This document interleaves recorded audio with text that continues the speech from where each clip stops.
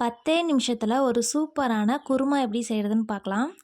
அதுக்கு ஒரு மிக்ஸி ஜாரில் ஒரு 4 துண்டு இஞ்சி, 4 பல்லு பூண்டு, கூடவே 4 பச்சை மிளகா,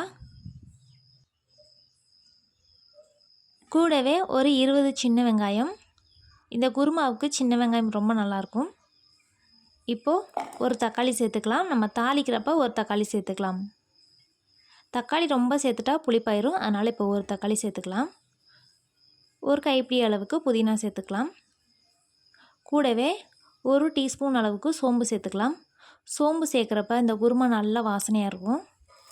ஒரு 6-7 மிளகு சேர்த்துக்கலாம். சேர்த்துட்டு கொஞ்சமாக தண்ணி சேர்த்துக்கலாம். தண்ணி சேர்த்துட்டு நல்லா ஒரு ஃபைன் பேஸ்ட்டை அரைச்சி எடுத்துக்கலாம். இப்போது நல்லா அரைச்சி எடுத்துகிட்டு வந்தாச்சு. பாருங்கள், இந்த அளவுக்கு அரைச்சி எடுத்தாச்சு. இதே மாதிரி அரைச்சி எடுத்துக்கோங்க.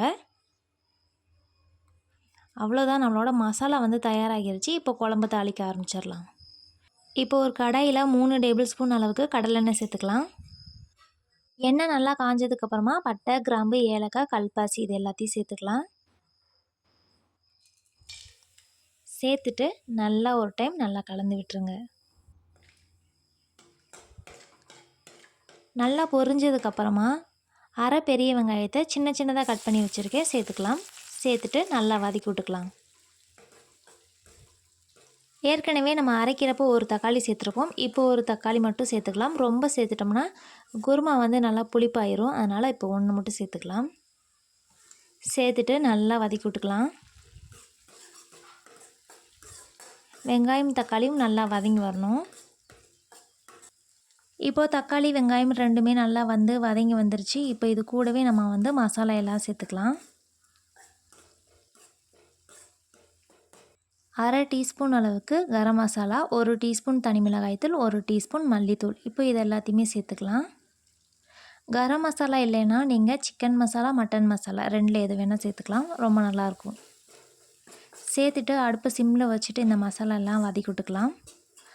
இப்போது மசாலாவோட பச்சை வாசனைலாம் போய் நல்லா எண்ணெய் பிரிஞ்சு வந்திருக்கு. இந்த ஸ்டேஜில் நம்ம அரைச்சி வச்சுருந்த பேஸ்ட்டை சேர்த்துக்கலாம். சேர்த்துட்டு நல்லா ஒரு 2 நிமிஷத்துக்கு நல்லா கிளறி விட்டுக்கலாம்.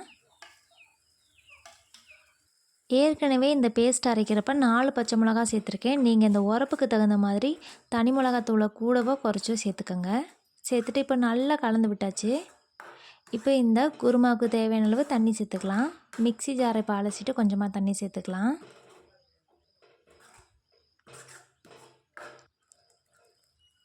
சேர்த்ததுக்கப்புறமா ஒரு 1/4 கப் எக்ஸ்ட்ரா சேர்த்துக்கலாம். சேர்த்துட்டு நல்லா கலந்து விட்டுருங்க. இப்போ இது கூடவே 1 டேபிள் ஸ்பூன் அளவுக்கு உப்பு சேர்த்துக்கலாம். கலந்து விட்டுட்டு ஒரு 5 நிமிஷம் நல்லா கொதி வரட்டும். இப்போ ஒரு 5 நிமிஷம் ஆகிருச்சு. இப்போது இது கூட நான் 2 டேபிள் ஸ்பூன் அளவுக்கு தேங்காவை நல்லா தண்ணி விட்டு நல்லா நைஸ் பேஸ்ட்டாக அரைச்சி வச்சுருக்கேன். இப்போ இதை சேர்த்துக்கலாம். தேங்காய் சேர்க்குறப்ப தான் அந்த குருமாவோட நல்லா திக்னஸ் கிடைக்கும். அதுக்காக டேஸ்ட் ரொம்ப நல்லாயிருக்கும். சேர்த்துட்டு நல்லா கலந்து விட்டுடலாம். தேங்காய் நீங்கள் தனியாக அரைச்சி சேர்க்க முடியலன்னா நம்ம ஏற்கனவே அரைச்சோம்ல அந்த பேஸ்ட் கூடயே தேங்காவை சேர்த்துருங்க. அப்போவும் நல்லா டேஸ்ட்டாக இருக்கும். இப்போ பாருங்கள், ஒரு 5 நிமிஷம் ஆகிருச்சு. அவ்வளோதான், நம்மளோட சூப்பரான குருமா தயாராகிருச்சு. இப்போ இது கூடவே கொத்தமல்லி சேர்த்துக்கலாம். சேர்த்துட்டு அவ்வளோதாங்க, நம்மளோட சூப்பரான குருமா தயாராகிருச்சு. இது இட்லி, தோசை, சப்பாத்தி, பூரி இந்த மாதிரி எல்லாத்துக்குமே நல்லாயிருக்கும். கண்டிப்பாக நீங்களும் ட்ரை பண்ணுங்கள். வீடியோ பிடிச்சிருந்தா நம்ம சேனலை சப்ஸ்கிரைப் பண்ணிக்கோங்க மக்களே.